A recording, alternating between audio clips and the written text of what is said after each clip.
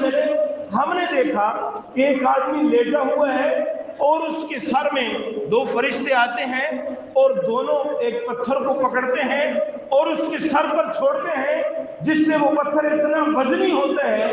کہ اس کا وہ سر چوری چوری ہو جاتا ہے، اس کے سر کا کچومر نکل جاتا ہے، اور جیسے ہی وہ پتھر اس کے سر سے ہٹتا ہے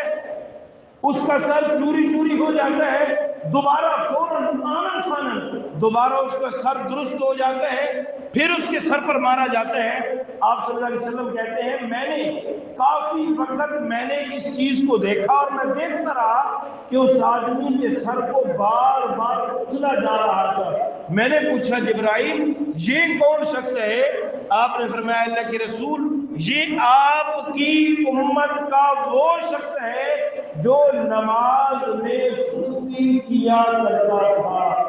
نماز پڑھ لیتا تھا لیکن نماز میں سستی، کبھی ایک نماز پڑھ لی دن میں، کبھی دو پڑھ لی، کبھی تین پڑھی، کبھی بالکل نہ پڑھی، اگر کبھی پڑھی تو بالکل آخری ٹائم پڑھی، اگر کبھی پڑھی تو نماز قضا کر دی، قضا کر کے نماز پڑھی۔ جبرائیل نے کہا اللہ کے رسول یہ آپ کی امت کا وہ شخص ہے جو نماز میں کاہلی اور سستی کرتا تھا،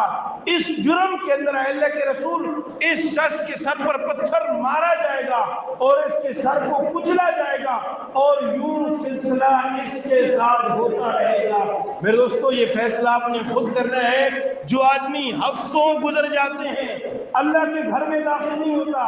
اللہ کے حکم کو پورا نہیں کرتا، وہ کس کا نقصان کر رہا ہے؟ وہ اللہ کا نقصان کر رہا ہے یا اپنا نقصان کر رہا ہے؟ میرے دوستو سب سے پہلے اپنی دنیا کی زندگی سے اپنے سکون کو ختم کر رہا، دوسرا مرحلہ مرنے کے بعد قبر، اپنی قبر کو آگ کے شعلوں سے بھر رہا، تیسرا مرحلہ ساری کائنات کے سامنے اس کے سر کو کچلا جائے گا اور اس کا سر چوری چوری ہو جائے گا۔ حضور علیہ السلام کا یہ تو فرمان ہے کہ بے نمازی کے سر کو کچلا جائے گا۔ اللہ نے قرآن میں بھی بیان کیا کہ کچھ جہنمی لوگوں سے پوچھا جائے گا ما سلککم فی سقر،